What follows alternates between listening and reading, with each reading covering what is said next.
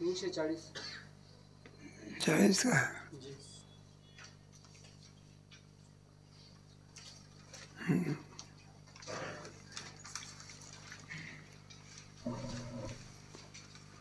भगवान इंद्रचे आधारे हेच ना जी.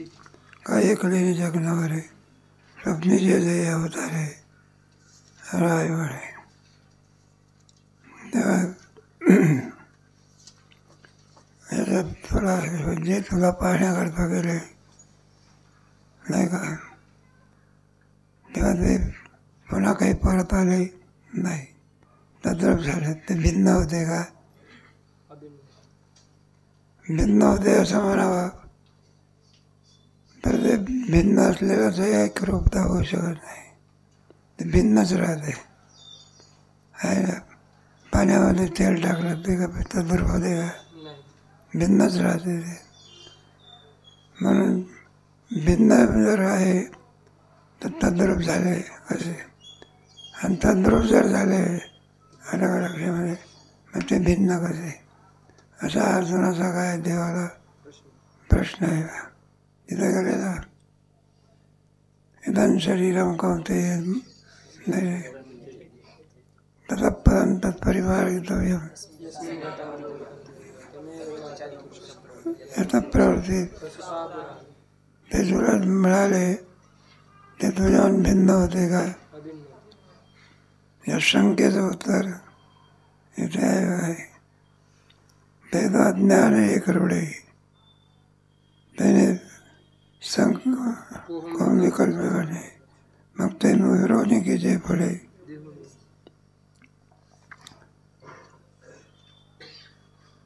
त्याच्यामध्ये थोडं अगोदर काम मिळाले किडाळे वाणी वेदाचे सोळे स्वमाया वेळांशुरे मिळाले किडाळे शुद्ध सुर आहे. त्याच्यामध्ये हीनकच जर थोडं मिळालं कमी भावाला प्राप्त होते. ते दूध विकणारे माणसं असतात ना, दूध विकतो गिऱ्हाईक जास्त आहे, दूध काय करायचं आहे कमी आहे, मग काय करायचं युक्ती करत असतात. गिऱ्हाईक जाऊ द्यायचं नाही, मग थोडंसं युक्ती करायची. आणि गिऱ्हाईकाला असं वाटते आतमध्ये गेला आहे आणि त्या दुधात काय टाकू द्यायला पाणी टाकू, आणि दुधाच्या भावात काय आता ते चण्यामध्ये मिसळल्यानंतर दुधासारखं दिसते मध्ये कोणासारखं दिसते आहे, पाणी पण दिसते कशासारखं दुधासारखं. पण किती जरी प्रयत्न केला तरी पाणी पाणी आणि दूध एकरूप होऊ शकत नाही आहे का नाही. एकरूपता किंवा सजाती येतात. दुधात दूध मिसळते आणि पाण्यामध्ये जीवाचा विचार चाललेला आहे. त्याप्रमाणे दृष्टांत मला लागल्या जीवदशेला कशामुळे प्राप्त झाला त्याच्याकरता हे उदाहरणं देऊन आहे बरं का. तसा स्वमाया बेटा आहे शुद्ध मी, म्हणून परमात्मा शुद्धच आहे. पण मायेच्या उपाधीमुळे का झाला तो विभिन्न झाले. ते विचारसागरामध्ये दृष्टांत आहे. मला कसं कमीपणा प्राप्त होतो, द्वैताला कसं प्राप्त होते तर विचारसागरामध्ये दोघं भाऊ राम लक्ष्मणाप्रमाणे वागत होतात. रामायणामध्ये रामाची कधी आज्ञा लक्ष्मणाने कधी मोडलेली नाही, असं वागायच्या. पुढे दोन विभिन्न झाले. काय झाले? एकाने विचारलं म्हणला का तुमचं तर राम लक्ष्मणासारखं प्रेम होतं, तुम्हाला हिस्से वाट्या होण्याचं कारण ते म्हणायला लागले आमच्या भावाचं लग्न झालं, परकी बाई कुठं आली घरात आली आणि ती म्हणत ह्यात बी रामाला नकोच, काही करा पण काय सांगते तुम्हाला वेगळे वेगळे निघून आमचं भावाचं प्रेम सारखंच आहे, त्याच्यामध्ये मी तुष्ट नाही. मग हिस्से वाटा करण्याचं कारण काय? त्रस्त बाई आले. तसे शुद्ध परमात्मा आहे. आणि त्रस्त बाई म्हणजे माया आली आणि द्वैत निर्माण केलं. काय निर्माण केलं? द्वैत कुठं आहे का? एकमेवा द्वितीय, एक परमात्माच आहे. मग जोपर्यंत ज्ञान होत नाही, माझी साक्षात्कारीन सगळे अहंकाराची अहंकार लोपयोधारी द्वैतच आहे. आणि द्वैत गेल्यानंतर मग समस्त स्वरूप समरसे मी झाले पाहिजे. जोपर्यंत अहंकार आहे तोपर्यंत द्वैत आहे. अहंकार संपला द्वैत. दोन अवस्थेमध्ये द्वैत असते. एक ईश्वर कल्पित, एक मनक कल्पित. जागृतीमध्ये ईश्वर कल्पित, स्वप्नामध्ये आणि सुषुप्तीमध्ये द्वैताचा काय तसा परमात्मा स्वरूपाच्या ठिकाणी द्वैताचा काय. आणि द्वैत हेच दुःखाला काय कारण आहे. द्वितीयाद्वै भयम भवते. आपलाच आपल्याला कधी भीती वाटते का? आणि दुसरा जर असला ना आपल्याला थोडंसं बलवान असला तर त्या ठिकाणी श्रीमंताला फोन येतात ना पेपरात वाचा, खंडणी आणून ठेवा नाही तर तुमच्या जीवाला काय घ्या. आपल्यापासून धोका आहे का दुसऱ्यापासून? त्याच्यावर दोन आहे बा, स्वविरोधी असावा. मित्राला मित्रापासून काय नाही आणि चोरापासून स्वविरोधी. आणि आपल्याहून बलवान पाहिजे म्हणजे दुःखाला काय कारण आहे. स्वविरोधी आणि लक्षात. आणि स्वतःहून नसत द्वैत जरी असलं तेवढ्यावर काम आहे. विरोधी पाहिजे. आणि आपल्याहून काय पाहिजे नाही का? ताई आपल्या राजकीय विषय नाही आपला. मग अमेरिका वगैरे काय राष्ट्र आपल्याहून काय बरं आपल्याला सहकारी आहे का विरोधी आहे? विरोधी आहे बरं का. आणि पुन्हा काय आपला देश त्याच्या मानाने काय लहान आहे. दक्षिण अमेरिका, उत्तर अमेरिका. म्हणून ते आपली एकजूट असावी लागते काय. म्हणून कोणताही पक्षकार असतो ना तो त्याच्याकरता बहुमत असावं लागतं काय म्हणजे त्याला आधार असतो. सहज आलेल्या विषय अशी माया आहे. सोन्याचा दृष्टांत दिला. शुद्ध सोन्यामध्ये किडा मिळाला म्हणजे ते कमी भावाला प्राप्त होईल. तसं अज्ञान आहे करोडे त्याने कोण विकल्प मग विवरवणे की जे पुढे. कारण आपल्या ठिकाणी अज्ञान असल्यामुळे अज्ञानाचं कामच आहे आवरण घालण्याला काय म्हणतात. अंधाराचं कामच आहे वस्तू दिसू द्यायची. त्याप्रमाणे अज्ञानाचं काम आहे आपल्या स्वरूपाची ओळख होऊ द्यायची नाही. मग वाणी विरोधी की जे पुढे. मग आपल्या स्वरूपाचाच आपल्याला विसर पडला म्हणजे मनुष्य कोणालाही काय म्हणतं मी स्वला विसरला देहालाच मी म्हणाला. बाई यजमानाला विसरले भावाला यजमान. दृष्टांत संपला.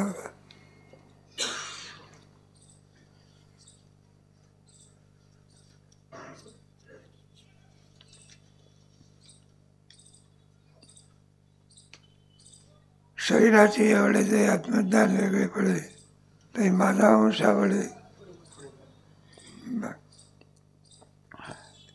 वास्तविक जीव हा कसा आहे परिच्छिन्न आहे का व्यापक आहे? नाही. जीव परिच्छिन्न जर असता तर तो परब्रह्मरूप झाला नसता. मग देव कसा आहे मुळचा व्यापकच आहे. परिच्छिन्न व्हायला कोणामुळे आला? मायेमुळे. व्यापक असूनही सुद्धा भ्रम झाला ना मी व्यापक नसून कोणा आहे. मग मी सिंह नसून कोण आहे? हा भ्रम झाल्यानंतर तो इथं सांगणार. मग आत्मज्ञान वेगळे पडे. आत्मा वेदांत शास्त्रामध्ये आत्म्याचा खूप विचार आला. त्याच्यामध्ये नैयायिक, सांख्य, मीमांसा वगैरे, त्यांच्यामध्ये आत्म्यामध्ये आपल्या निर्दोष आत्मा कोणाला कळाला? वेदांताला. बाकीच्याला आत्मा कळाला, आपण आंधळ्याला हत्ती कळतो त्याप्रमाणे. मग ते आहे ना, माझा अंश आवडे, मग शरीराची आवडे. शरीर म्हणजे मी म्हणजे मी शरीरावर व्यापक असं बोलत आत्मज्ञान आहे ना. आत्म्याविषयीचं ज्ञान त्याचं किती झालं? परिच्छिन्न झालं. वेगळे यायचे आवडे, मग माझा अंश आवडे थोडेपणे. ही जीवदशा कोणती? त्याच्यामध्ये घ्यायचं मायाच आहे. मायाच्या ऐवजी अविद्या विशिष्ट चेतन म्हणजे जीव, आणि माया विशिष्ट चेतन म्हणजे ईश्वर, असे विभाग केले. ईश्वर आहे ना, ईश्वर स्वरूपामध्ये माया महाराज आहे, आणि जीव स्वरूपामध्ये अविद्या महाराज आहे. जीव आहे ना, ब्रह्म झालं अविद्येत आहे. जे आवरण घालते ना तिला अविद्या असं म्हणतात. एक दृष्टांत देऊन सिद्धांत सांगतात. समुद्र का वायावसे तरंगाकार उल्लासे, समुद्रांशाचारी से सानी वाजेवी. समुद्र का वायू असे. आता समुद्र केवढा, त्याच्यामध्ये हवा आली, मग तरंगाकार दिसे. वर काय दिसतो?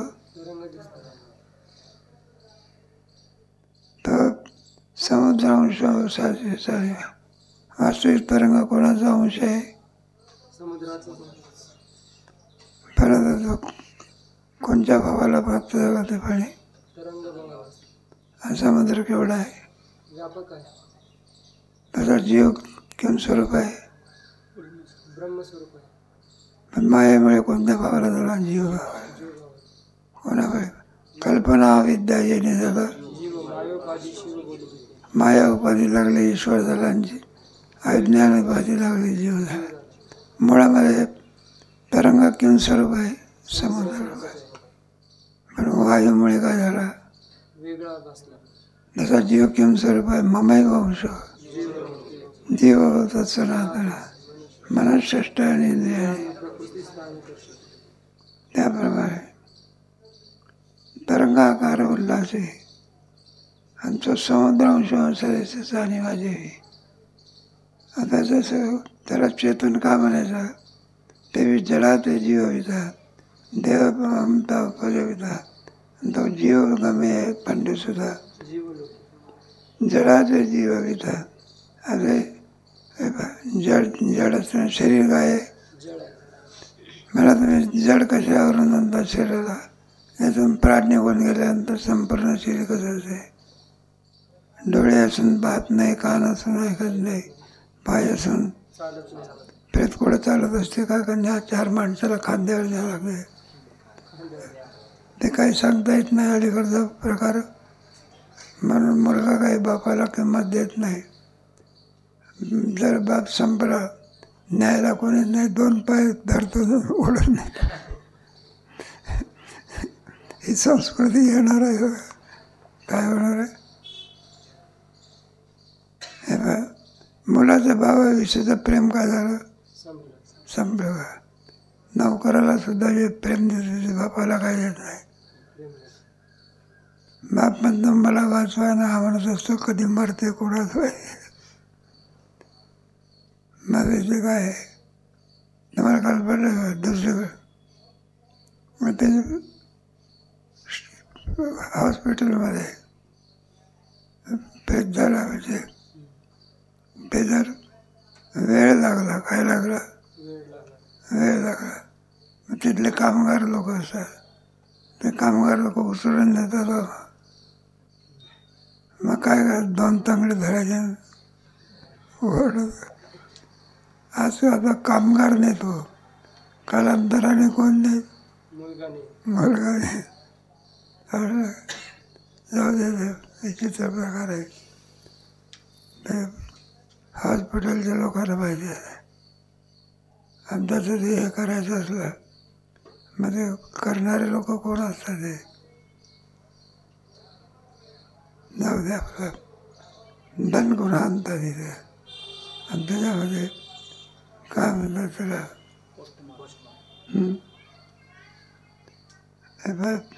तसं हे केल्याशिवाय प्रेत देत नसतं. हां आम्हाला आठवलं मला कशा करता चाललेलं आहे.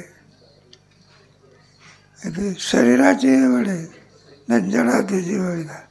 म्हणून शरीर चेतन आहे का जड आहे. मग ते चेतन कोणामध्ये होता, चैतन्यामुळे, जीवामुळे, चैतन्यामुळे. काय करे तुमचे पंखे म्हणा किंवा काय जड आहे की नाही. मग हालचाल कोणामुळे करतात, विजयमुळे. वीज काय केली पाहिजे. 1 कोटी रुपयाची गाडी आहे, चालते कोणामुळे, पेट्रोलमुळे. आणि पेट्रोलच नसेल तर ढकला लागते.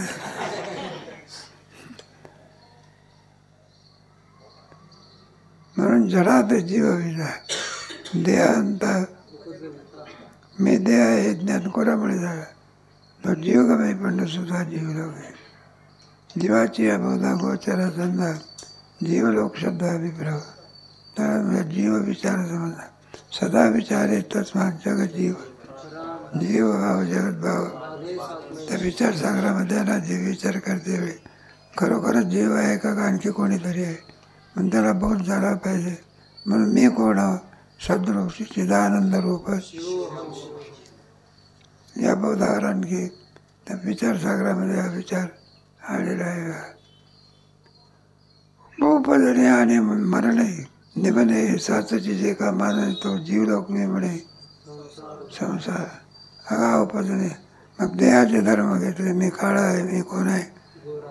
स्थूल शरीराचे धर्म, सूक्ष्म शरीराचे धर्म, कारण शरीराचे धर्म. वास्तविक हा धर्माहून वेगळा आहे, पण सगळे धर्म कोणाचे मानतो, जडाला सुद्धा मीच म्हणतो. कोणाला तर बाग आहे, एखादा संत्र्याचा बाग आहे, द्राक्षाचा बाग आहे. 5 लाखाला खपणार होता किती, 5 लाखाला सौदा पण व्हायला लागला. आणि रात्रीतून पाऊस आला, काय आला, आणि इतका चिकार पाऊस आला, गाराचा पाऊस आला. सगळे द्राक्ष झाडाला नाही लागले, वेलीला सगळे काय पडले. मग तो शेतकरी असतो ना, ते पाहिल्यानंतर मेलो अरे काय तर जिवंत आहे तर मेलं. मग जडाशी जातात नाही. कारण द्राक्ष वाया गेले, त्याच्याबरोबर काय म्हणतो मी कम झालो. म्हणजे कोणाशी जातात मिळतलं नाही. मग शरीर जडीत आहे ना, त्या जडाशी काय करतो. आणि शरीरातून प्राण निघून गेला तर काय म्हणतो मी मेलो. आगाऊपणे आणि मरणे हे धर्म कोणाचे आहे, आणि या धर्म देह नव्हे मी हे. जन्म मरणाच्या काय झाला. मग सुखाच्या परीक्षेला कोणत्या पदा राहणार, त्याची देहबुद्धी घालवली. जन्म मरण कोणत्या बुद्धीला आहे, जीव चालले. जीवापेक्षाही देहबुद्धीला आहे. जन्म आणि मरण हे कोणाचे धर्म आहे, आणि त्याच्यामध्ये देह पडल्यानंतर देहाबरोबर काय समजतो तो.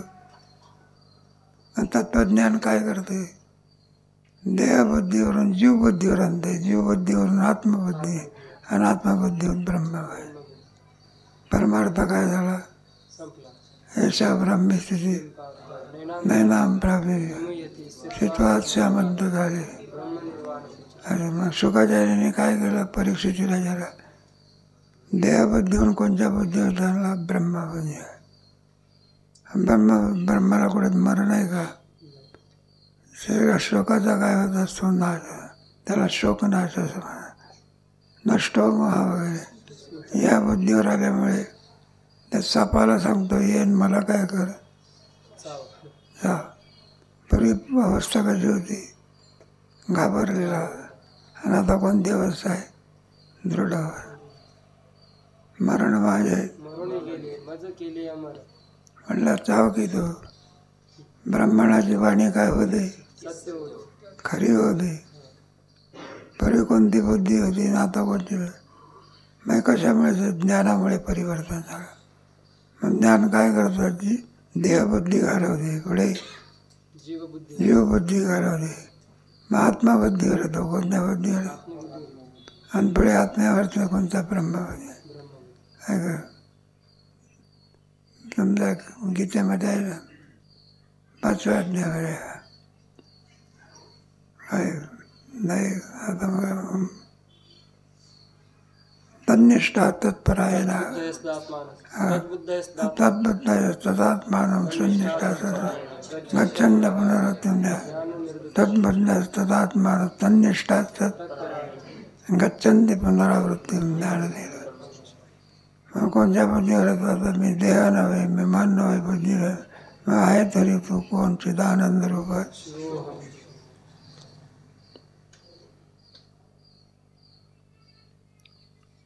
एक एक एक एक एवं भी तो जीवलौकी तू माझे ऐसा अवलोकी जैसा चंद्र का उदती उदय. तू मला कसा पहा? तर मला अशा प्रकारे आकाशामधला चंद्र कुठून पडत असतो.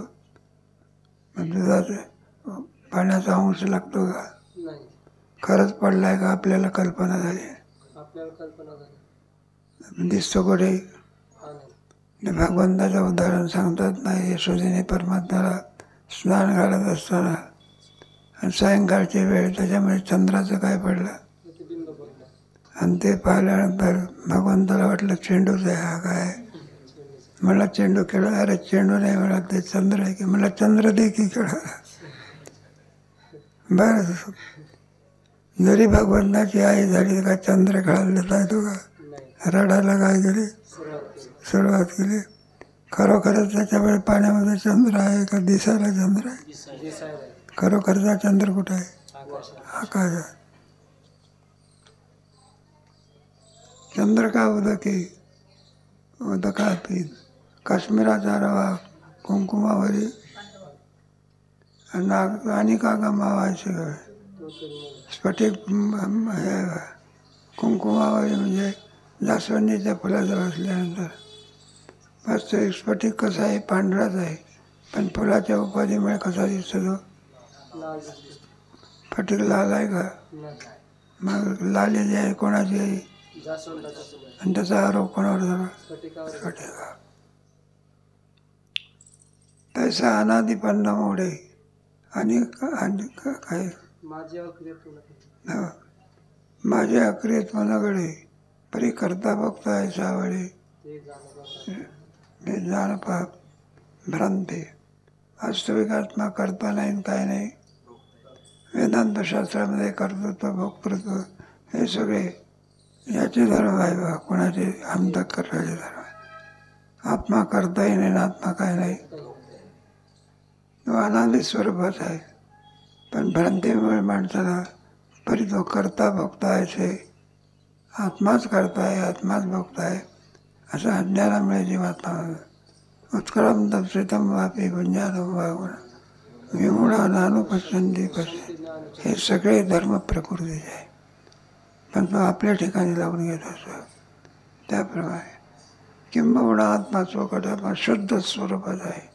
कोणताही मळ त्याच्या ठिकाणी नाही. हो आणि प्रकृतीची एक होय पण प्रकृतीची तादात्म्य केल्यामुळे आणि प्रकृती धर्माचा पाठ आपण सगळ्या प्रकृतीचे धर्म कोणत्या ठिकाणी? आपल्या ठिकाणी. मी जन्माला आलो, मी वाढतो, मी काळा आहे, मी गोरा आहे, मी करता आहे, मी भोगता आहे, मी जन्मणार आहे, मी कोण आहे. मरणार आहे हे सारे धर्म प्रकृतीचे आहे, आत्मस्वरूपाच्या ठिकाणी नाही, याचा यत्किंचितही काही नाही. संबंध नाही. तत्त्वज्ञानाने आहे. तत्त्वज्ञानामध्ये याचा विचार केलेला असतो. माझे अनादी पै मनादी सा इंद्रिय हे प्रकृतीचं कार्य आणि पुढे बांधे नाही श्रोत्रादी प्रकृती कार्य. तुमचे हे पाच इंद्रिय आहेत ना, हे कोणाचं कार्य आहे? हे प्रकृतीचं. आणि ते माझे म्हणून होय व्यापार. वास्तविक याचा काही संबंध नाही, पण त्याला काय म्हणतो मी गोष्ट बिष्ट ऐकली, एकाने आपला खून केला, काही मुलाचा भडक आहे, आणि सुटकेसमध्ये काय केलं भरला बाहेर. गाडीमध्ये गेले म्हणजे एका जागेवर काय तर सीटवर राहून ठेवून आता सुटकेस जेवढी चांगली जो गेला तर पुन्हा काय आला नाही, वापस आला नाही. बडी गाडी रेल्वे थांबले की मग ते झाडझूड करणाऱ्या का असते, मग ती सुटकेस राहिलेली होती. म्हटलं कोणतरी श्रीमंताची सुटकेस विसरली असली. म्हटलं का ही सुटकेस कोणाची आहे, कोणाची आहे? त्याच्यामध्ये त्यांनी पाहिलं की ज्यांनी ठेवली आहे तो गेला. म्हणलं माझी आहे, कोणाची आहे? माझं तुझी आहे कशावरून? म्हटलं खोलून पाहिलं, काय पाहिलं त्याच्यात काय दिसलं? खून दिसला. म्हटलं हात पुढे करा. म्हटलं का बरं? म्हटलं हात काढे टाकायला. हो पण मी काही गुन्हा केला का? मग सुटकेल कोणाची? माझी म्हटली ना. मग खून कोणाचा? वास्तव याचा काही संबंध होता का? मग संकट कुणा मिळालं? माझी काही संबंध नसताना काय म्हणतो मग ममत्वम दुःखमे वैष्टी उत्तर आहे. मग दुःखाला कारणीभूत कोण आहे? ममत्व नसेल तर दुःख नाही.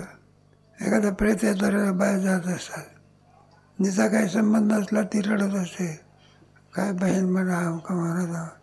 आणि जिचा काही संबंध नाही ते आपले गुटखा खात असते. का म्हणलं ती का रडते ना? काय एकाला विचारलं प्रेताचं त्याची तयारी चालली आणि तो आपला तंबाखूला काय लावत होता. का म्हणला ती रडते, ती कोण आहे? म्हटलं होती त्याची बहीण आहे, ती अमकी आहे. ती म्हटलं फारच जोरात रडते. ती कोण आहे? म्हटलं त्याची मिसेस आहे. म्हटलं ती बाई त्याची आई आहे. बरं का? ज्याचं जितका प्रेम असेल तितकं काय असेल दुःख. म्हटलं तुम्हाला त्याचं काहीच वाटत नाही, तुम्हाला काय वाटते? म्हटलं बाई बा रात्री 9 वाजता हे प्रेत आणलं, आता 10 वाजले तरीसुद्धा दिवसाचे तरी अजून येत नाही. रात्रभर रडण्या, यांच्या रडण्यामुळे आम्हाला काय आलं नाही, झोप आली नाही. म्हटलं कशा करता आले? लवकर लवकर या. याचा त्या प्रेताचं काय नाही संबंध नाही. मग कोण रडवत आहे? संबंध. त्याला ममाध्यास म्हणतात का? आपल्या ठिकाणी कोणता अध्यास आहे? दोन्ही आहे. आमचा अध्यास आहे म्हणा. पशु कधी रडले का? आता हे कसे त्याचं दृष्टांत इथून तैसा आपल्या विस्मृती आत्मा आपणाची प्रकृती सारखा गमावली पडते तेच भजे. त्या प्रकृतीची मनाच्या रथी ओळखे. सर्व इंद्रियामध्ये मन हे प्रमुख असल्यामुळे श्रवणाची आभारा निघे, मग शब्दाची रिगे नावाने, मग श्रवणाच्या द्वारा आणखी निघतो शब्दाची हरी घेणार. कारण शब्द या विषयाला कोण इंद्रिय करत असे बा, त्याला आपण श्रवणेंद्रिय, मराठी भाषेत त्याला कान म्हणणार. काय दृष्टांत जे आहे तिथं त्याप्रमाणे प्रकृतीचा वागोरा, त्वचेची मोहरा, मग स्पर्शाची आघरा. प्रकृतीचा वागोरा आहे, प्रकृतीचा संघ असल्यामुळे स्पर्श विषयाला कोण ग्रहण करतात, त्वचा ग्रहण करत असे. त्वचेच्या मोहरा शब्द स्पर्श रूपरस हे पंच विषय आहेत ना. मग स्पर्शाची या घोरा मला साधा कपडा नको. कोणता कपडा पाहिजे? मला तलम कपडा पाहिजे. झोपायला कडक साडी घाल हे नको. मऊ घाल. कोणत्या विषयाने आसक्ती केली? स्पर्श.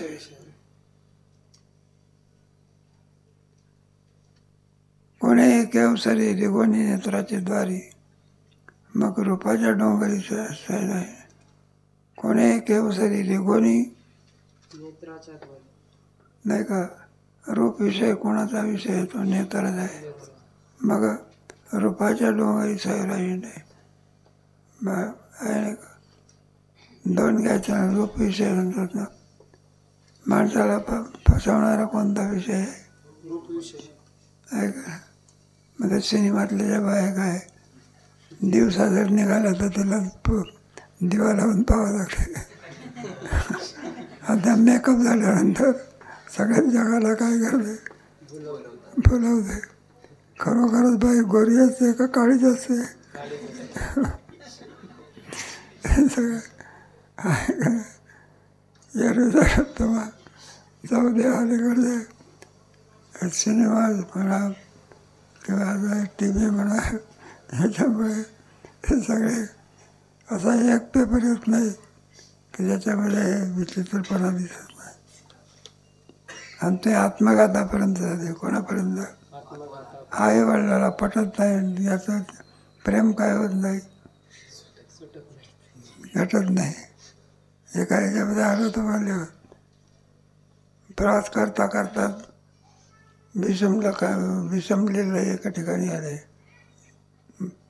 तरुण आणि तरुणी एक 2 सीटच्या गायले बेटावर आल्या. तसं त्याच्याशी काय झालं लगेच काही नाही. आमच्या याच्यावरती काय झालं लग्नही लागलं. आणि पुढे ज्याच्याशी लग्न लागलं ती बाई बघा पुढे रेल्वेने प्रवास करत होते. त्या गडबडीमध्ये काय झालं याला असं वाटलं शेजारी मुलगी होती हीच आपली पत्नी आहे. त्या अंधारामध्ये कळलं नाही. जिच्याशी लग्न लागलं ती बाई कुठं राहिली बाजूला. आणि भलत्याच बाईचा हात धरून गायला आणि ती गाडी गेली सुटून. अरे म्हणलं चुकलं आपलं सगळं. हे सगळे प्रकार काय होतात असे. आणि याच्याकरता ते मराठ बाबा सांगत असतात रामायणामधला बोध हा कशातलं बोध आहे काय. मग किती जरी बाय आलं तर प्रभू रामचंद्र भाळले का त्याला? एक पत्नी एक वाचनी.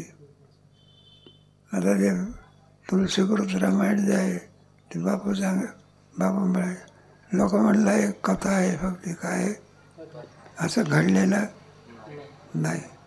इथपर्यंत लोकांची माय काय गेलेली आहे. म्हणजे आपल्याला असं वाटत असे रामायण करणं म्हणजे काय जसं आणखी आपण इतराचा प्रचार करतो तसा रामायणाचा सुद्धा प्रचार करायचा.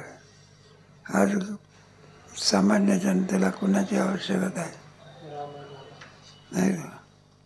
सगळ्या महाराष्ट्रात किती रामायणकार आहे? 5 तरी संख्या मिळेल का? मग भागवतकार होणं भागवत सांगणं रामायण सांगणं हा गुन्हा नाही. संत चरित्र काय केले पाहिजे. त्याची आज काय आजच्या काळामध्ये काय असं आहे ना. मग ते नाही का काय गाथा सांगणारे तरी किती आहे सगळ्या महाराष्ट्रामध्ये 2-4 दिवस. आणि विद्यार्थी वर्ग किती आहे जवळ. आज समाजाला कोणाची गरज आहे?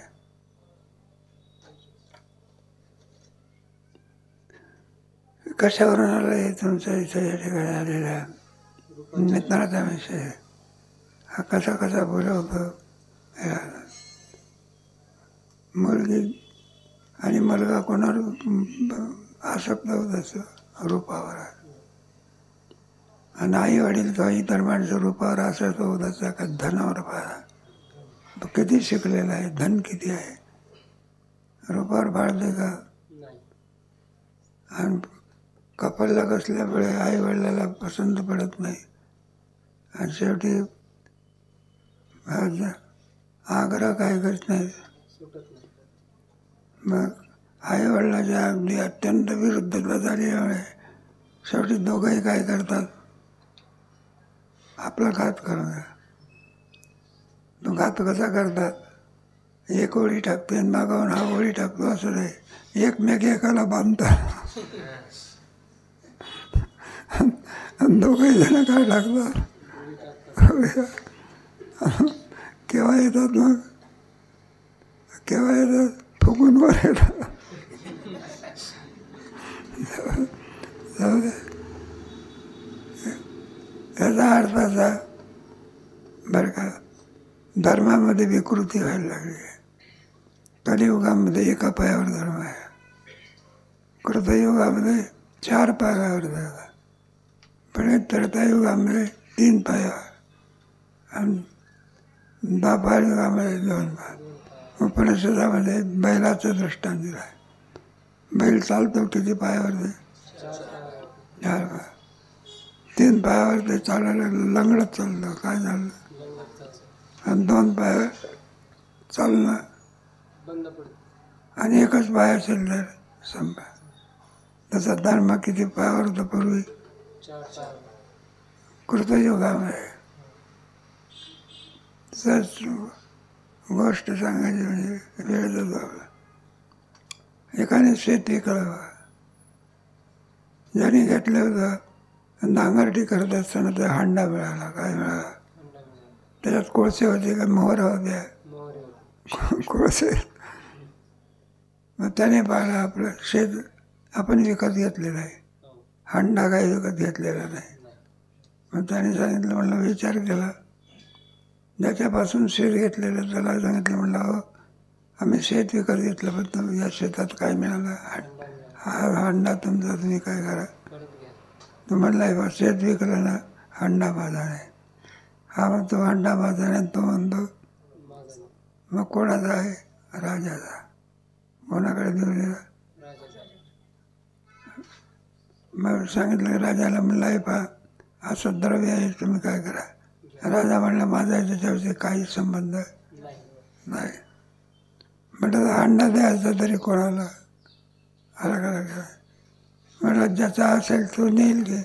मग चौरस्त्यावर ठेवला आणि जाहिरात दिली, ज्याचा हांडा असेल त्याने काय करा. सगळ्या गावातले लोक सांगा हांडा आमचा. म्हणलं मग कोणाचा आहे, ज्याचा असेल. याला म्हणतात अलग अलग स्वधर्म परिधान आहे का. अनायासे हांडा मिळत असून सुद्धा नाही म्हणतात. म्हणजे माणसं चोरी करतील का, शक्य आहे का. याला रामराज्य म्हणतात. जळही रामराज्य धरणी धर पीक. मग आता जे पाऊस पडत नाही कोणा कारण काय, या धर्मामुळे झाले धर्माचे वाटोळे. ढग येतात पण काय करीत नाही. आपण कुबेरगडला आहे ना, 12 महिने आटत नव्हते वा, भरपूर पाणी असायचं. आता पावसाळ्यातच काय होतं, आता हल्ली काय झालं तर पेपर वाचताना टँकरने चाललेलं आहे माझ्याकडे. पाणीच नाही आहे, कुठं पाणी आहे. आपल्या इथे नवीन संस्थेमध्ये दोन्ही बोर घेतले होते, झालं आता हल्ली काय.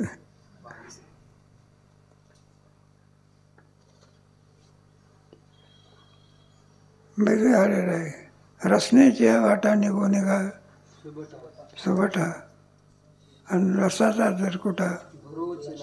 रसनेच्या वाटा निघून निघायचं म्हणजे बुद्धिमान असणाऱ्या अर्जुना रसाचा जरकुटा बरोबर. रसनेची आणि बराचसा प्रकार केलेला आहे. रोगाला कारण कोण? अति जेवण हे रोगाला काय कारण नाही. कारण आहे. डायबिटीस झालेला आहे, डॉक्टर सांगत असं गोड खाल्लं तर आंबलं भाई, तरी सुद्धा श्रीखंडावर ताव मारल्याशिवाय अहो तुम्हाला इंजेक्शन घ्यावं लागते. तुम्हाला नाही तरी मरायचं आहे, नाही तरी मरायचं आहे. श्रीखंड खाऊन द्या. रात शिष्याला इथे हे सांगितलेलं आहे. ना तरी येण्याची घराणे देवांश करी, मग गंधाची दारुळे. मग याचे मुसलमान लोक याच्यामुळे भोगते बा, ते स्नान करणार नाही, पण अत्तर मात्र लावल्याशिवाय सुगंध भारीतलं भारी अत्तर असं दृष्टांत या ठिकाणी घेतलेलं आहे. ऐसईने देहेंद्र नायके मन जळवणे जवळी काही आणि भोगी जाती शब्दाची काही विषय. म्हणून देह इंद्रिय नायक म्हणजे जीव, सर्व देहाचा नायक असलेला जीव मनाला जवळ करून आणि भोगी जाती शब्दादी काही विषय आहे. शब्द स्पर्श रूप रस गंध हे पाचही विषयाने तो काय करतो? संपन्न असतो. एक एक विषय एका एका माणसाचा काय घेतो? प्राण घेतो. मग ज्याच्याकडे पाचही विषय जर जगू शकेल काय? नाही का? काय जिनके पीछे बाण असं द आहे बा.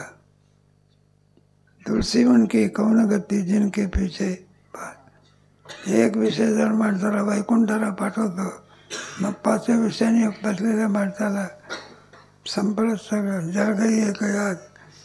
तुलसी उनकी कौन गती जिनके पीछे पास.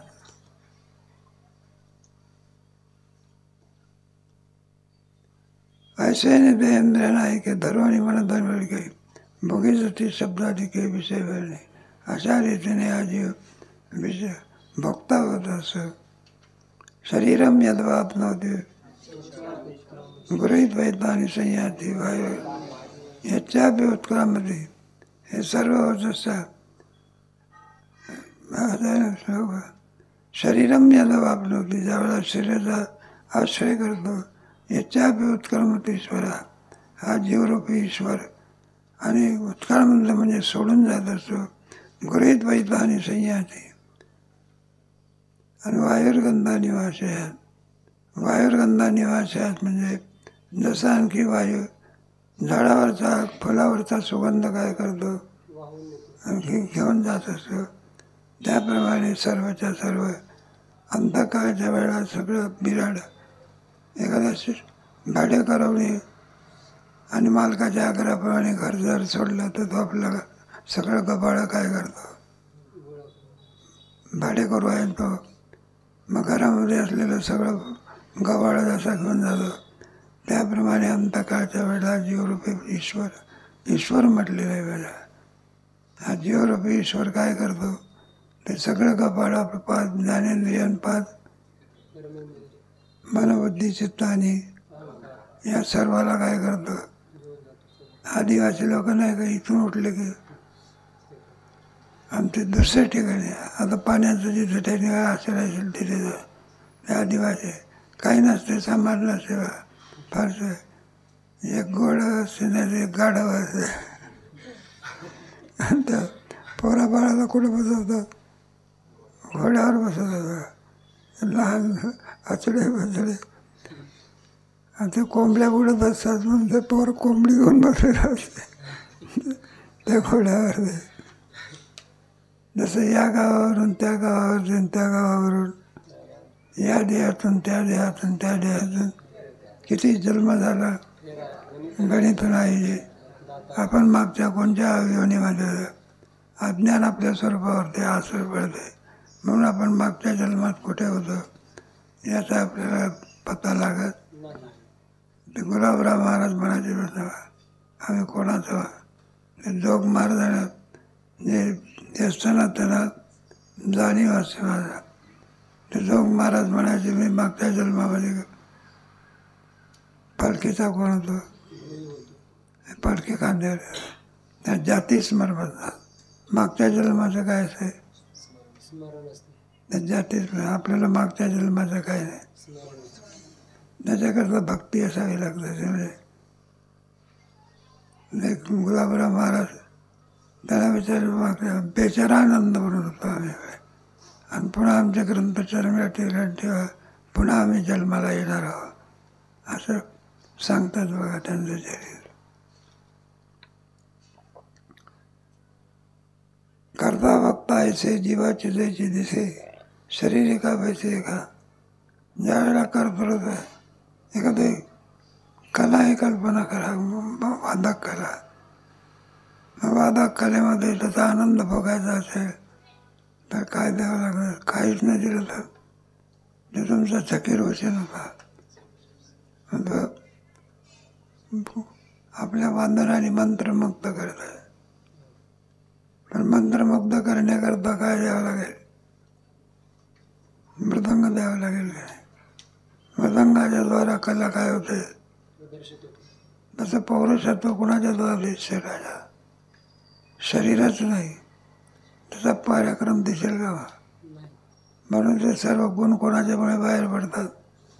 शरीर आहे का. शरीरच नसेल तर पक्वाचच नाही तर किती मोठा कलाकार असेल काय मांडीला थापा मारणार. नुसते तोंडाने पेटी वाजवण्यामध्ये हुशार ते आप्पासाहेब जळगाव करते. पण काय द्यावं लागते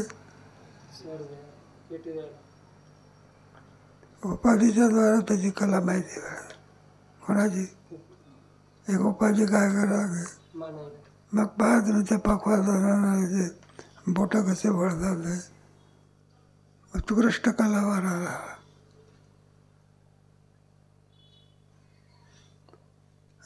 आतेला आणि विलासी आहे तोची बघ ओळखो आहे धनंजया जो राजसी छायावास आहे. संपन्न मनुष्य आहे सर्वायाने संपन्न आहे तो राजसी व छायावास आहे. मग राजा कुठे जो गेला एखाद्या राणामध्ये गेला तरी सुद्धा त्याचा राजेपणा जसाच आहे. कारण त्याच्या वैभवावरून आपण काय समजतो त्याचा राजेपणा करून तो कोणाचा कोणामुळे वैभवामुळे आहे का. ते दृष्टांत ते पैसा अहंकृत्वाचा वाढ विषेंद्रियाचा घुमाड हा जाणीचे जाई निवाड. देहच नसेल तर कर्तृत्व कोणाच्यामुळे विषेंद्रियाचा घुमाड विषयाच्या ठिकाणी असणारी आसक्ती आनंद कोणामुळे जाणीचे जाई निवाड जाई. देहाही उपाधी नसेल तर जीवाला काही करता येत अगोदर कशाच्या द्वारा त्याचा परिणाम दिसत देहाच्या जीवाच्या ठिकाणी जीव देहाहून वेगळा आहे ना. मग त्याच्या ठिकाणची कला जर पाहिजे असली त्याला हाताची काय पाहिजे उपाधी आणि उपाधीच्या द्वारा आपला तुझं वाचपर्य काय होतं दिसून येतं. हे पहा जीवाला सुंदर आहे समजतो का. पण सुंदर देहामध्ये प्रवेश केला तर आपण काय म्हणतो मग जीवाच्या ठिकाणी सुंदरपणा धर्म आहे का शरीराच्या ठिकाणी आहे काय. आणि त्या धर्माचा आरोप जीवावर ठेवा. जीवा अनिंद्रिय स्वरूप आहे जीवाच्या ठिकाणी जीव दशा आपण इंद्रियाचे अथवा आणि शरीराचे सांडी तर इंद्रियाची तांडी आपण सवय घेऊन जाय. ज्यावेळेला शरीराचा त्याग करत असतो प्रारब्ध संपलं म्हणजे शरीर संपून जात असते त्यावेळेला दुसऱ्या देहामध्ये जातं. मरण म्हणजे काय आणि तुमचं काय म्हणते झोप म्हणजे काय याचा विचार घ्या. झोप असते कारण एखाद्या माणसाला झोप लागली म्हणजे पुन्हा जागा होतं त्याच शरीरात जागा होतं. झोपेमध्ये मनुष्य कोणत्याच आणि मरणामध्ये काय तर त्या शरीरात नाही दुसऱ्या शरीरात हे शरीर काय पडते आणि त्याचं जे जशी वासना असेल तसं काय मिळते पण या शरीरातून निघतो आणि दुसऱ्या शरीरामध्ये जन्म मरण पराखंडित होत नाही नाही. या शरीरातून त्या शरीरातून त्या शरीरात. त्या शरीरात मग उत्तम शरीर तुम्हाला मिळवायचं असेल का नाही का, मग त्याच्यामध्ये सुचीनाम श्रीमताम घे. योग भ्रष्टो विचार सत्वगुणामुळे शरीर सुंदर शरीर मिळतात, रजोगुणामुळे माणसाची शरीर, आणि तपोगुणामुळे पशु पक्षी कृमी कीटक ऐसे होती तरु तृण लोष्टाने काय नाही बहु. तमोगुणी मृत्यूला तो पशु का पक्षी व झाड का, पशुचा जन्म, झाडाचा जन्म, पक्ष्याचा जन्म, तो कोणत्या जन्मामध्ये जाईल. सांगता येत नाही. एवढा मोठा जडभराचा राजा आपण कोणत्या देहात गेला. हरणाच्या जशी वासना असेल प्रसाद आपण जीवा पेतो भाव शरीरंबर येते श्रुती आहे. त्या श्रुतीमध्ये शरीर पडत असतं, शरीराच्या बरोबर जीवाचा नाश होत. नाही. मग नाश कोणाचा होता. शरीराचा हे बघा, एखादं आपलं शरीर आहे, कपडा मलिन झाला किंवा फाटला म्हणजे आपण कपडा काय करतो, टाकून देतो. मग शरीर टाकून देतो का. मग काय टाकतो, कपडा टाकतो. त्याप्रमाणे अंतकालच्या वेळेला जीवपणा टाकून देतो का शरीर टाकतो. शरीर टाकतो जीवपणा जसा जे आहे. तसाच आणि पुन्हा या देहातून या देहापासून जीवाला अनादी म्हटलेलं आहे. आपण एकच जन्म घेतला का अनादी करू. अनाधिकार किती जन्म गेले तर विसर पडलेला आहे. काय पडलेला आहे. विसर पडला. आणि पुन्हा किती जन्म मिळेल. या जन्म मरणातून जीवपणा जीवदशेतून सुटण्याचा देह मनुष्य आहे. हे बघ, बाकीचे देह भोगात्मक आहे. काय भोगात हे बघा, जरी तुम्ही स्वर्गामध्ये आपण जरी गेलो, तिथल्या ज्ञान नाही, तिथे भोग आहे पण काय नाही. ज्ञान नाही. म्हणजे जन्म मरण काय होत नाही. संपत नाही. मागच्या जन्मामध्ये पुन्हा कोण होता आणि पुन्हा तो इंद्र होता. तात्पर्य सुटण्याचा देह कोणता आहे. मनुष्य देह मग त्याला दुर्लभ म्हटलं. दुर्लभ माणूस हो. देह आणि सुटण्याकरता पाहिजे मनुष्यत्व मुमुक्षुत्व महापुरुष आपण तत्वज्ञान आहे. किती जरी मोठं झालं विकाराने बरं का, किंबहुना मनुष्य देहामध्ये असलेले विकार कमी, पण भोगात्मक लोकांचे विकार जास्त जास्त. भोगी जीवन म्हणतात. स्वर्गातलं जीवन कोणतं आहे. भोगी जीवन आणि मनुष्य देहातलं जीवन कोणतं आहे. युक्त जीवन आहे. केवळ भोग घेणे हे स्वर्गातलं जीवन आहे. कोणतं जीवन. फक्त भोग घेणे. केवळ भोग घेणे. त्याच्याकरताच प्रयत्न केले. पुण्याची पावटी सवेची इंद्रपणाची उठी, मग येऊ लागते मागाडे मृत्यू. आणि मनुष्य देहातलं करतं मोक्षाकरता जेव्हा भोग घेणे. कोणत्या कोणाकरता. मोक्षाकरिता विषयाकरता नाही, शरीराकरता नाही. नाही का. युक्त आहार विहार का म्हणलं तुम्ही जेवण कशाकरता करता. म्हणलं जगण्याकरता. म्हणलं पण जगायचं कशाकरता.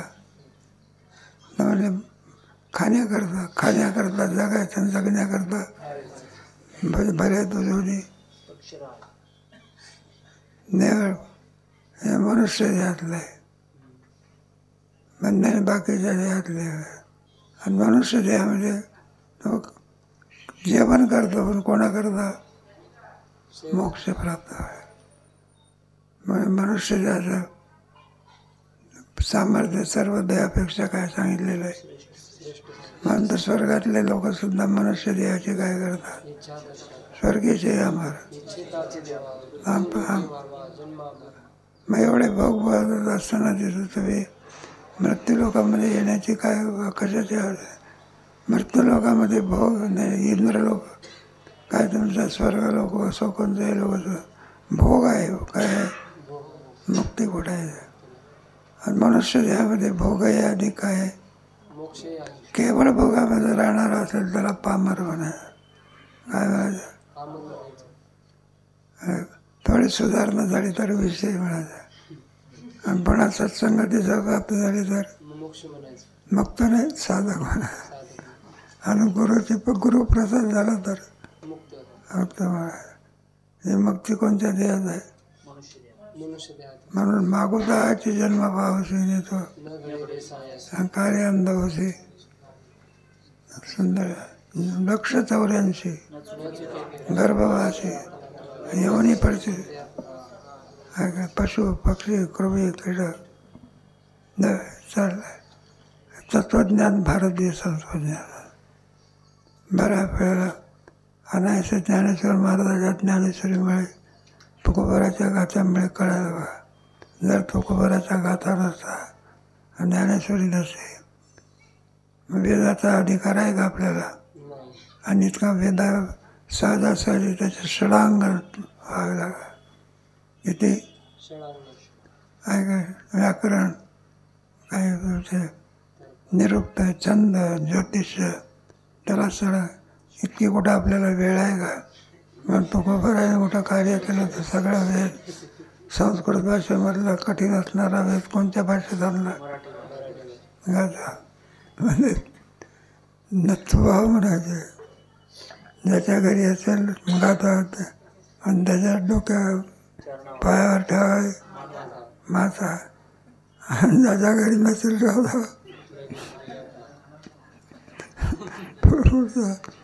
आनंदाची गोष्ट आहे जेव्हा असा गाथा पाठ करतात त्यांचं जीवन काय सफल आहे तो गाथा काय करून टाका म्हणजे गाथा पाठ करणारा जिज्ञासा निर्माण करणारे वारकरी शिक्षण नाथचंपा इथं जिरळे गाथा पाठ करणारे आहेत तेवढे कोणत्याच पंथामध्ये म्हणजे आणि पुन्हा इथले गाथा पाठ करणारा सहकार्य करणारे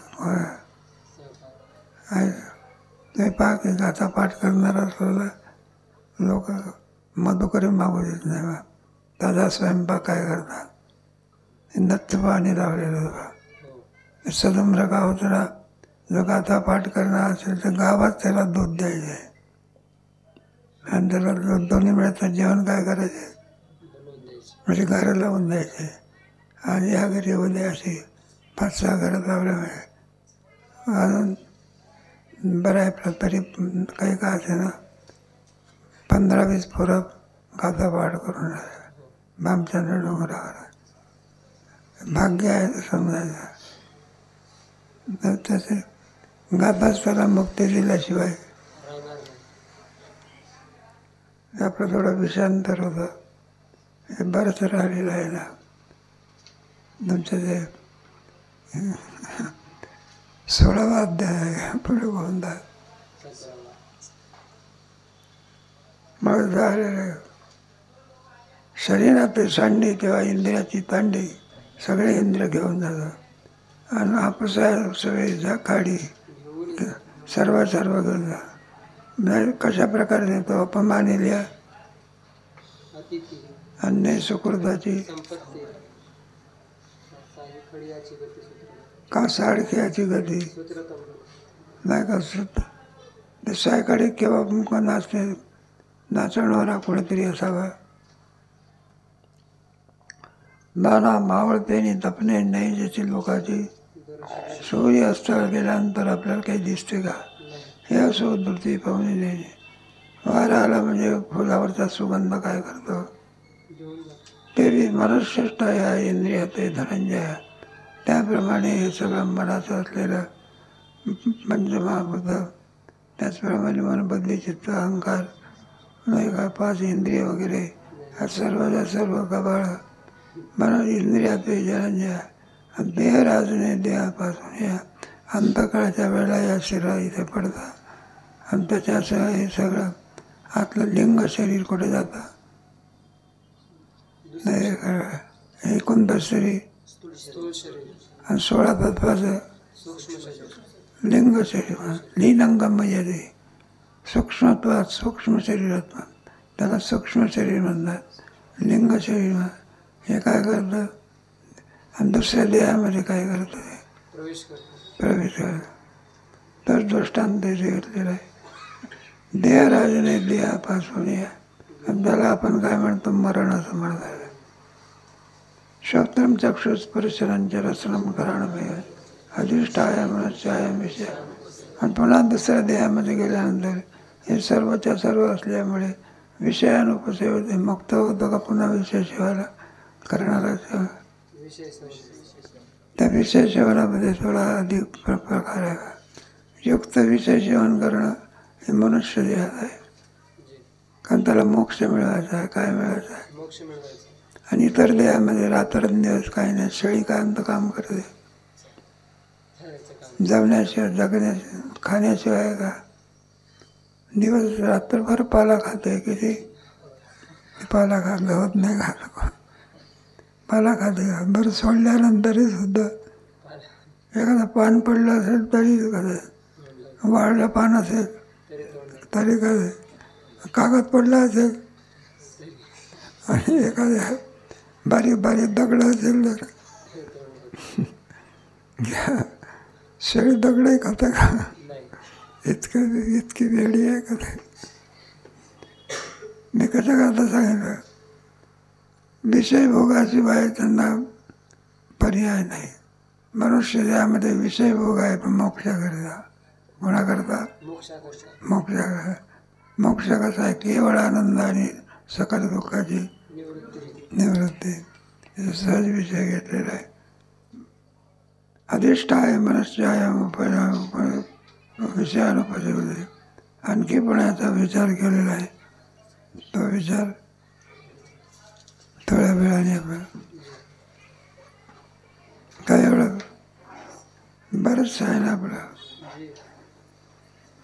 पण पंचदशी संपायची आहे.